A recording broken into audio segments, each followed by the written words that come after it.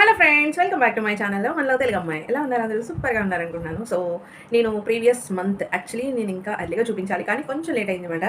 So hair growth oil and hair fall control oil, ఇంకా అన్ని hair గురించి మనకి ఏదైతే ఇప్పుడు డిఫెక్ట్స్ చాలామంది బాధపడుతున్నాం అవన్నీ కూడా వన్ సొల్యూషన్లో ఒక ఆయిల్ అయితే నేను చూపించాను కదా.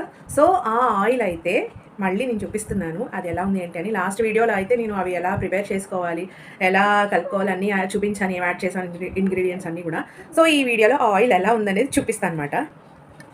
సో టటాయ్ ఆయిల్ అయితే రెడీ అయిపోయింది. ఇదిగో చూడండి, ఇంకా ఆయిల్ దీనిలో యాడ్ చేసుకోవచ్చు.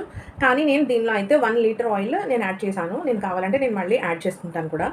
సో దీనిలో అయితే ఉసిరి పొడి, భృంగరాజ్ పొడి, మందార పువ్వులు ఆరబెట్టి క్లీన్ చేసిన మందార పువ్వులు, ఇంకా ఫెనగ్రిక్ సీడ్స్ అంటే మెంతులు ఒక స్పూన్ అయితే నేను యాడ్ చేశాను. ఇక్కడ గ్రీనిష్గా మీకు కనిపిస్తుంది కదా, ఈ గ్రీన్గా ఆయిల్ అంతా కూడా దానిలో ఈ ఐటమ్స్లో ఉన్న సారం అంతా కూడా ఈ ఆయిల్లోకి ఇప్పుడైతే యాడ్ అయింది అనమాట. సో చక్కగా నాని మనకి ఆయిల్ అయితే న్యాచురల్గానే ప్రిపేర్ అయిపోయింది. నేను దీన్ని వేడి చేయలేదు కూడా. సో 1 or 2 టైమ్స్ మాత్రం నేను ఎండలో పెట్టాను అనమాట. సో ఆ రేస్ దీనిలోకి పడితే కొంచెం మంచిగా ఉంటుంది అని చెప్పేసి. సో ఇదిగో చూడండి, మీకు ఆ గ్రీనీనెస్ కనిపిస్తుంది కదా, అది ఆయిల్ అనమాట.